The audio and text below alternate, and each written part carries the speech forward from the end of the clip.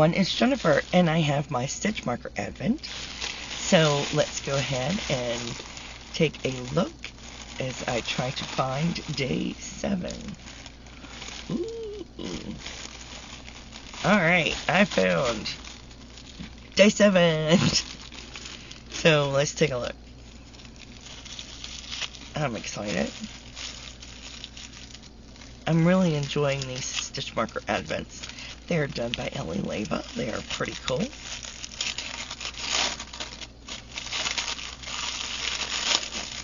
Alright, let's check this one out. Oh, this is super cute.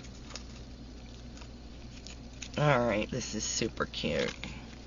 Check that out. That is super cute. Look at that hat. That's adorable. That is so adorable. I love that. It's a hat! So, let me get it off here. And we'll put it on the key ring. So, as I've showed you before, it is a lever back. So, let me put it on here with this other one. And here it is with this one. Oh, there you can see Shamrock. And here's the other ones that I've done so far. This is super cute. So, stay tuned for day 8.